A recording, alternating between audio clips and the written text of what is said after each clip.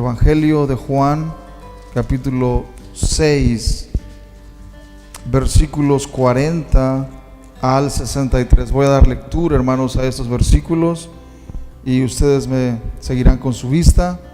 Y la palabra de Dios dice de la siguiente manera: y esta es la voluntad del que me ha enviado, que todo aquel que vea al Hijo y cree en Él tenga vida eterna, y yo le resucitaré en el día postrero. Murmuraban entonces de él los judíos, porque había dicho: yo soy el pan que descendió del cielo.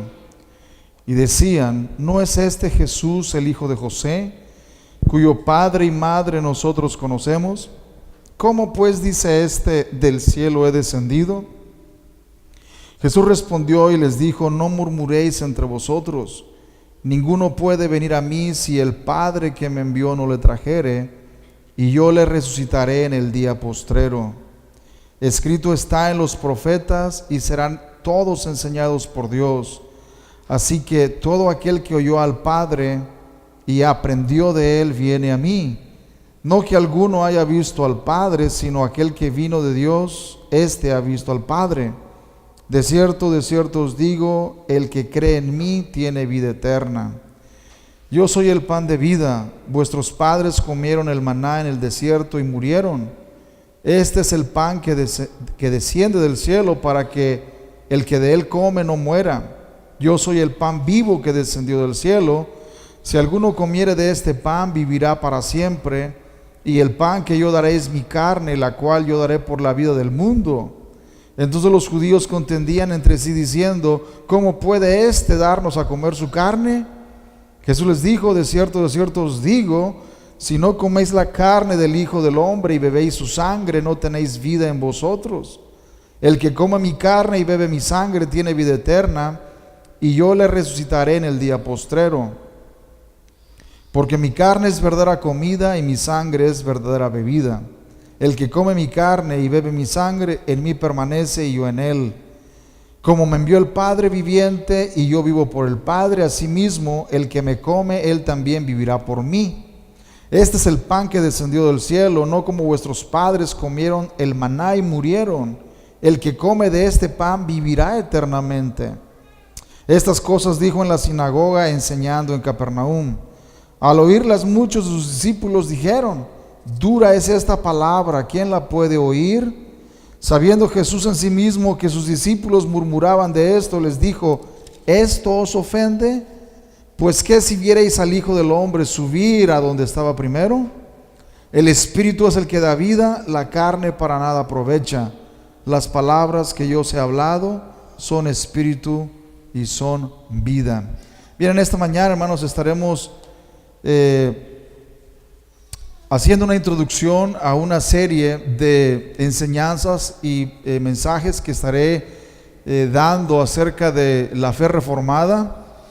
Y esta serie de mensajes, hermanos, quiero decirles que es una continuación de los mensajes que he estado dando de la serie que terminamos, y me ha parecido bien traerlos debido a que esto puede aclarar un poco más la situación en el mundo evangélico, del por qué los cristianos evangélicos creemos lo que creemos, por qué hay tanta diversidad en el mundo evangélico y por qué razón hay tantas denominaciones.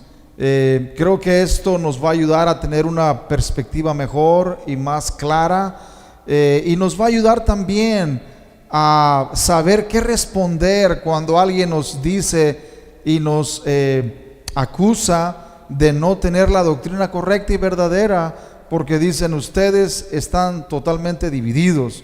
Y podemos dar una respuesta, hermanos, del por qué es así, pero eso no significa que no creamos las cosas correctas de la palabra del Señor, sino que podemos entender cuál es la razón por la cual en el mundo evangélico, ¿verdad?, o protestante, existen las divisiones que existen.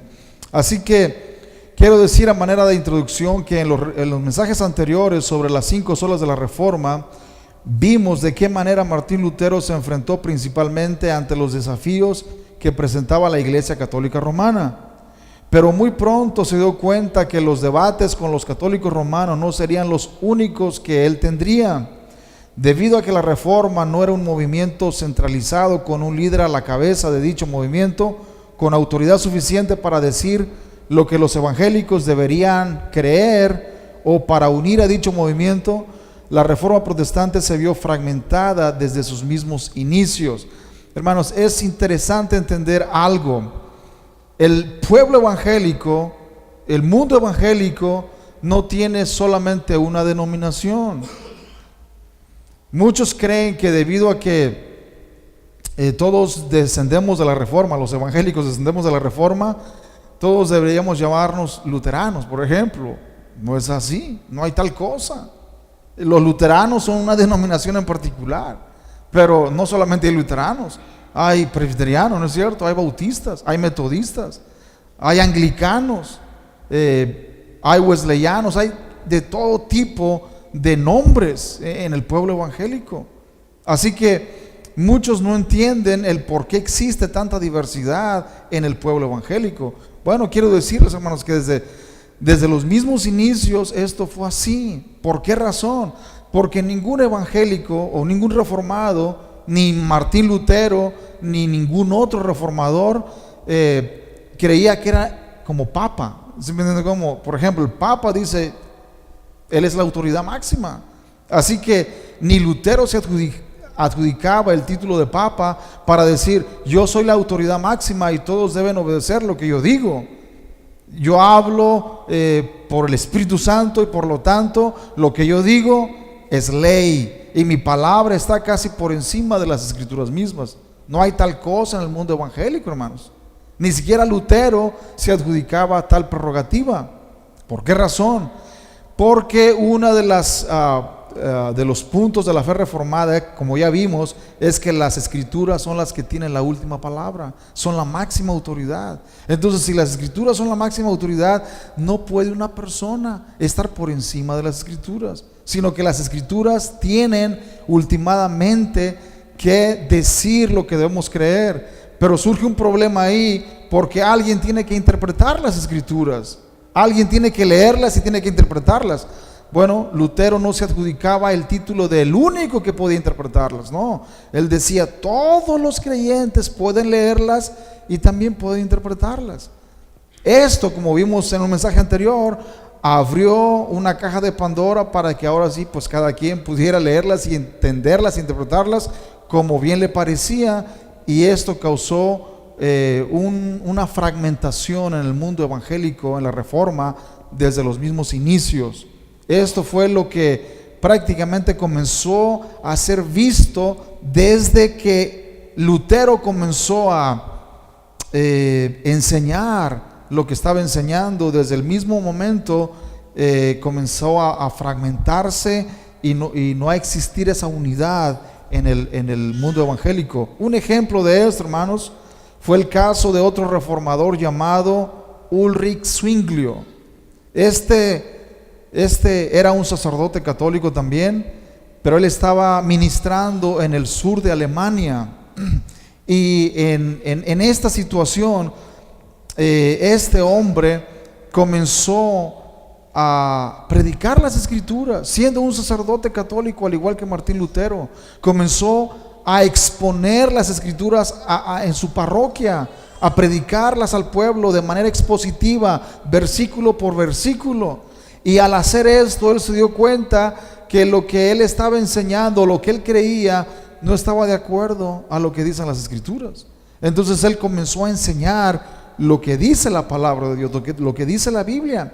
Y esto, hermanos, lo llevó a posteriormente leer los libros o los artículos publicados por Martín Lutero, y comenzó a ver que él no estaba solo, que también había otro reformador en el norte de Alemania que estaba haciendo lo mismo. Ellos dos eran contemporáneos, eran casi de la misma edad, Ulrich Zwinglio con Martín Lutero. Y en la foto que teníamos en los mensajes anteriores, él estaba ahí. Zwinglio era uno de los que estaba entre la foto de los reformadores. Así que Zwinglio, hermanos, fue un personaje importante también. Pero rápidamente tuvo problemas con Lutero debido a que no concordaron en una doctrina que para Lutero era de suma importancia. Aunque Zwinglio no fue un discípulo de Lutero en ningún sentido de la palabra, aún así Zwinglio lo tenía en alta estima debido a que él también había descubierto el evangelio bíblico y lo comenzó a predicar en su parroquia católica.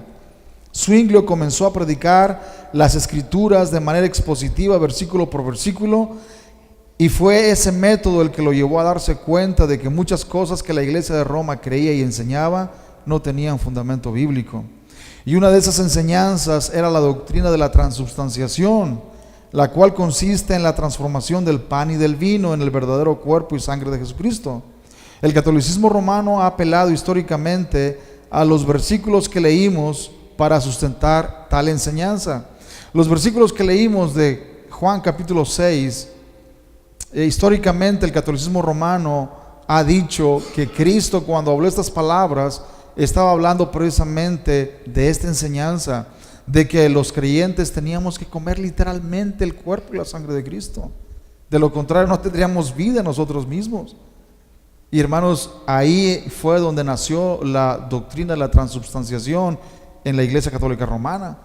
Sin embargo, cuando Zwinglio comenzó a predicar la palabra de Dios, las escrituras, versículo por versículo, él comenzó a enseñar exactamente esos versículos también.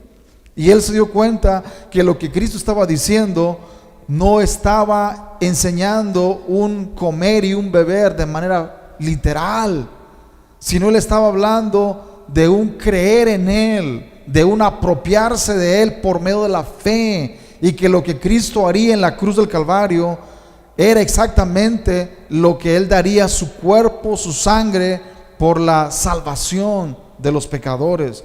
Así que él entendió claramente por medio de estos versículos que la doctrina de la transubstanciación católica romana, de que el pan y el vino se convierten literalmente en el cuerpo y la sangre de Cristo, no tenía sustento bíblico, no tenía apoyo bíblico.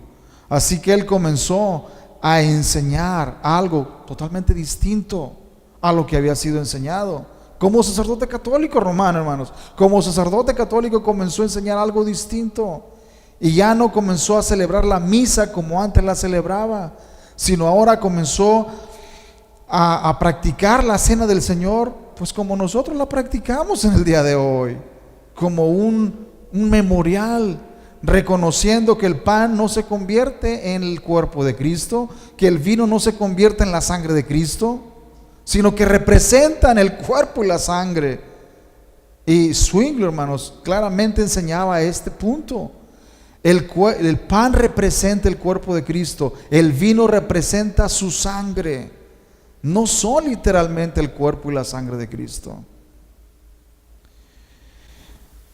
Cuando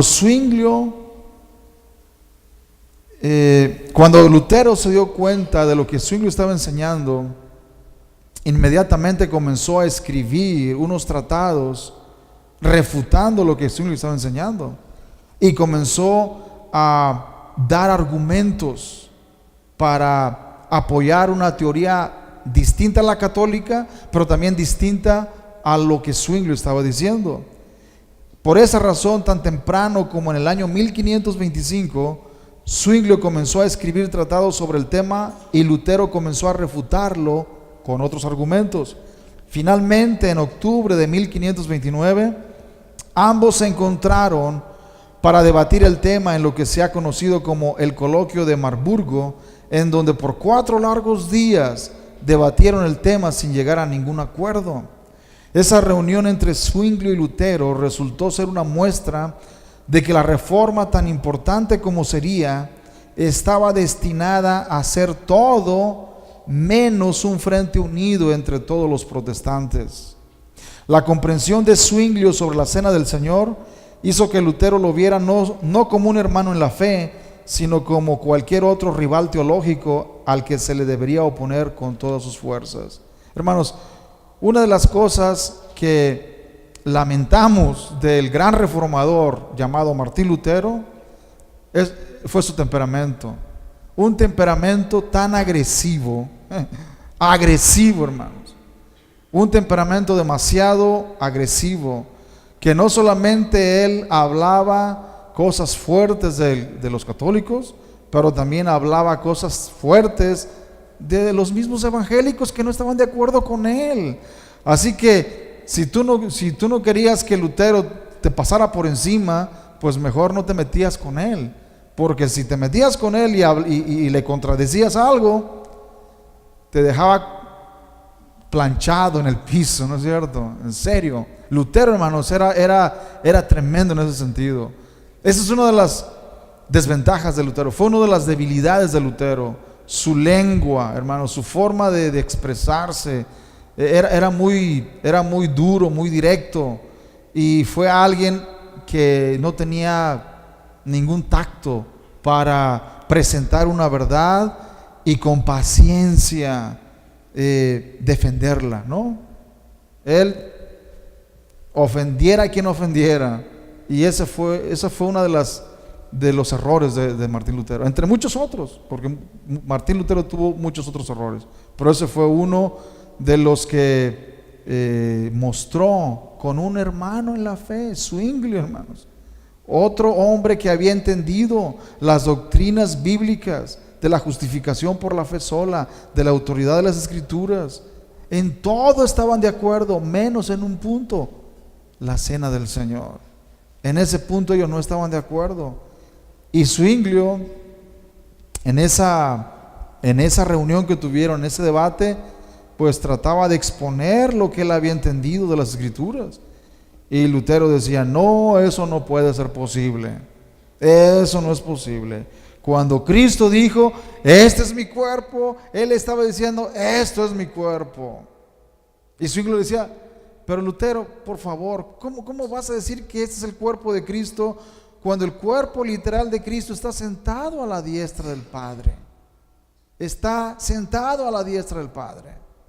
¿Cómo vas a decir que el cuerpo físico de Cristo está presente en el pan y el vino si el cuerpo de Cristo está sentado a la diestra de Dios? No hubo manera, hermanos, de que ellos concordaran. Así que terminaron esa reunión tomando rumbos diferentes. Y hasta el día de hoy, hermanos, debido a ese incidente, se tomó dos rumbos distintos en la Reforma Protestante, dos corrientes teológicas diferentes. Uno los luteranos y otro los zwinglianos o los reformados. Así que hay dos corrientes principales en el mundo evangélico reformado. El rumbo del mundo luterano con la enseñanza de la llamada consustanciación en la cena del Señor, que ellos dicen que el cuerpo está presente en y bajo el pan. O sea, no es igual que la transubstanciación del catolicismo romano, pero aún así ellos afirman que el cuerpo de Cristo está verdaderamente presente en el pan y el vino. Y el rumbo del mundo reformado con la enseñanza de que la cena del Señor es un memorial y que los elementos del pan y del vino solo representan el cuerpo y la sangre de Cristo, tal como lo creía Zwinglio. Hermanos, la reforma magisterial se basa precisamente en estos dos puntos de vista, porque tanto Lutero como Zwinglio eran sacerdotes católicos romanos. Fíjense bien esto, hermanos. Ningún otro podía ser llamado un reformador magisterial, solamente ellos dos. ¿Por qué ellos dos? Porque ambos eran sacerdotes católicos, ambos habían sido ordenados por la Iglesia Católica Romana y ambos tenían las credenciales suficientes como para con autoridad decir lo que estaban diciendo.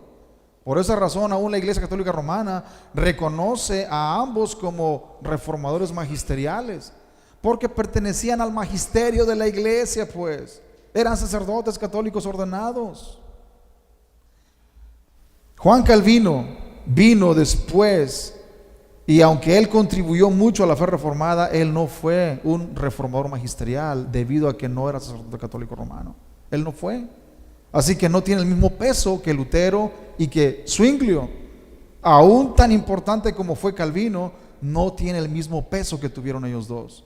Martín Lutero y Ulrico Zwinglio, los dos reformadores magisteriales, los cuales en realidad, aunque Zwinglio, hermanos, no vivió por mucho tiempo, fue asesinado, si él hubiera vivido por más tiempo, conociéramos más de sus enseñanzas y las cosas fueron un poco diferentes. Lamentablemente, él murió al poco tiempo y lo mataron.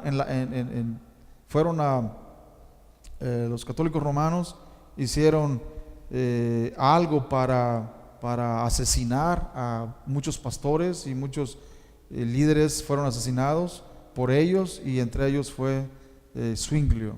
Así que este rumbo, hermanos, esos dos rumbos de la Reforma Protestante fueron desde el mismo inicio. La Reforma tomó dos rumbos distintos: el rumbo de Martín Lutero con los luteranos, y el rumbo de Zwinglio y Juan Calvino con los reformados, donde están los presbiterianos, bautistas reformados y algunos otros.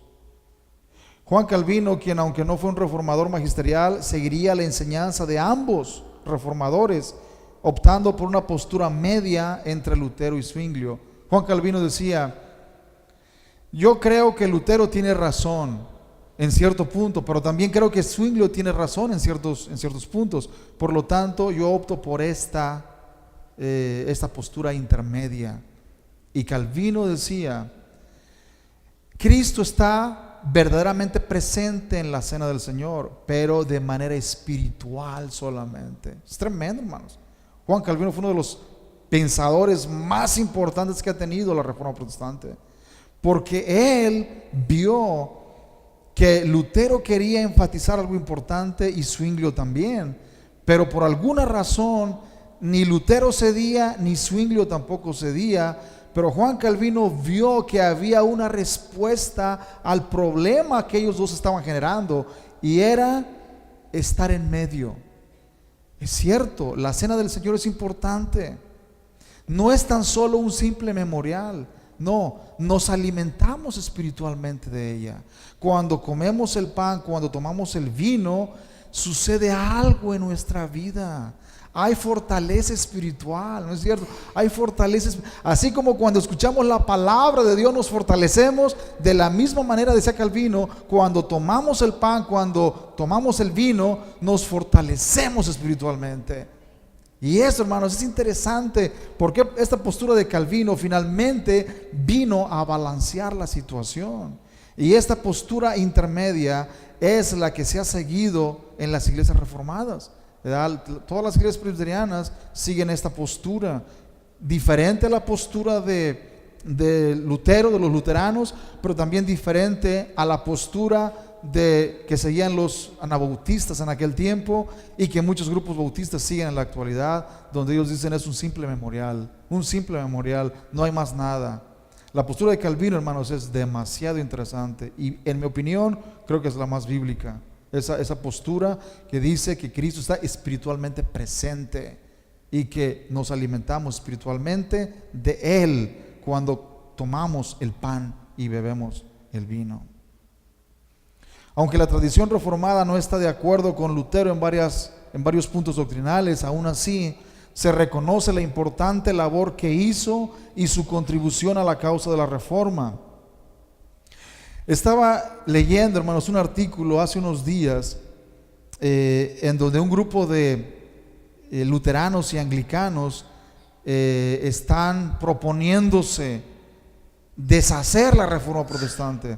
Ellos dicen: no solo queremos regresar a la iglesia de Roma, pero queremos que la Reforma Protestante se deshaga, que eso que causó o que se hizo hace 500 años, que quede anulado, que se deshaga completamente, porque, dicen ellos, la Reforma Protestante fue un error de proporciones épicas. Ellos dicen claramente que la Reforma Protestante no debió haber sucedido y que fue un error tremendo. Así que ellos están tratando de deshacer la Reforma Protestante. Hermanos, quiero decirles que no hay nadie que pueda hacer la Reforma Protestante, porque la Reforma Protestante no inició por hombres, la reforma protestante tuvo lugar debido a la voluntad de Dios. Dios fue el que permitió que esto tuviera lugar para que muchas personas conocieran el evangelio de salvación. Tal vez si Lutero hubiera sido el único reformador, muy posiblemente podría deshacerse. Pero Martín Lutero no fue el único reformador, aunque fue una figura importante, no fue el único. No fue el único. Hubieron varios otros reformadores. Así que la reforma no puede ser deshecha o disuelta. La realidad es que aun si todos los luteranos, escúchenme bien esto, si todos los luteranos y todos los anglicanos deciden irse a Roma, que se vayan. La reforma, hermanos, no puede ser deshecha por eso. La reforma sigue en pie. Ese hecho no puede por sí solo deshacer la reforma protestante. No sé si ustedes se dieron cuenta, pero ahora en el mes de octubre de la celebración de la reforma protestante, el 31 de octubre, aún el Papa Francisco, hermanos, se unió para celebrar la reforma protestante con los luteranos en Alemania. Y tal vez ustedes pueden pensar, pero ¿en qué cabeza cabe un católico como el Papa Francisco unirse a los luteranos? Bueno, una reunión ecuménica, donde ahora aparentemente Lutero ya no es tan peligroso, ¿verdad?, como se creía antes, donde aparentemente ahora Lutero de alguna manera estaba en lo correcto, vamos a decirlo, dicen ellos, los católicos romanos, estaba en lo correcto. Y ahora, hermanos, quieren hacer de Lutero un católico romano. O sea, que él siempre fue católico romano, que nunca abandonó el catolicismo romano. No es cierto, hermanos. Él fue excomunicado. Que se acuerden bien de esto, de que el Papa León X lo excomunicó de la Iglesia Católica Romana. Eso no puede ser regresado. Eso es historia. Lo hecho está, ¿no es cierto? Pilato, cuando entregó a Cristo, se lavó las manos. Pero lo hecho está. Aun cuando después se haya arrepentido Pilato o haya dicho, pero ¿por qué lo hice? Ya lo hizo, ya lo entregó. Lo que se hace, se hace. De la misma manera, Lutero fue excomulgado de la Iglesia Católica Romana. Y no hay ningún papa que pueda decir, vamos a traerlo de regreso para que sea miembro de la Iglesia Católica Romana otra vez. No hay tal cosa. Así que él fue excomulgado, él fue desechado de la Iglesia Católica Romana y él fue el iniciador de la Reforma Protestante. Así que eso ya no se puede deshacer. Eso va a seguir así. Aun cuando el Papa Francisco se ha unido con los luteranos en la celebración de los 500 años de la Reforma Protestante, desde un punto de vista ecuménico, la realidad es que los luteranos no representan a todo el mundo evangélico, sino tan solo a un sector del mundo protestante. Los luteranos, hermanos, no son los únicos protestantes, no son los únicos reformados, no son los únicos herederos de la reforma, no, solamente son un grupo. Los anglicanos son otro grupo solamente, pero hay presbiterianos, hay bautistas, hay metodistas, que también somos protestantes, somos evangélicos, descendemos de la reforma. Por lo tanto, no hay manera, hermanos, de que esto pueda ser deshecho o de que la reforma pueda quedar en nada. No hay tal cosa. Se ha dicho que si Martín Lutero se diera cuenta de lo que están haciendo los luteranos modernos, se estaría revolcando en su tumba. Y yo creo que sí, hermanos. Porque imagínense los luteranos modernos, lo que están haciendo, los luteranos de la actualidad, bueno, los liberales, porque los conservadores, hay luteranos conservadores que ellos no están de acuerdo con esto, pero hay luteranos liberales, hermanos, liberales, que ya no hay diferencia entre un católico romano y ellos, no hay diferencia. Es más, ellos se arrepienten de llamarse luteranos. Ellos desean identificarse con el catolicismo romano, porque para ellos lo que Lutero hizo fue un error, no estuvo bien lo que hizo, jamás debió haber abandonado la Iglesia Católica Romana. Así que, para concluir, hermanos, los pasajes que leímos de lo que Cristo dijo cuando dijo: si no coméis la carne del Hijo del Hombre y bebéis su sangre, no tenéis vida en vosotros, no se refiere a un comer físico, no se refiere a un comer literal, sino se refiere a creer. Veamos lo que dice el versículo 44. Ninguno puede venir a mí si el Padre que me envió no lo trajere, y yo le resucitaré en el día postrero. El versículo 47. De cierto os digo, el que cree en mí tiene vida eterna. Versículo 63. El Espíritu es el que da vida, la carne para nada aprovecha. Las palabras que yo os he hablado son espíritu y son vida. ¿Puede un cristiano malinterpretar las palabras de Cristo, hermanos? Por supuesto que puede malinterpretarlas. Malinterpretó Lutero, el gran Martín Lutero, estas palabras. Personalmente creo que las malinterpretó, hermanos. ¿Estuvo Zwinglio en lo correcto? Creo que Zwinglio estaba más correcto que Martín Lutero, más correcto en este punto. Y la contribución de Calvino vino todavía a mejorar esta enseñanza.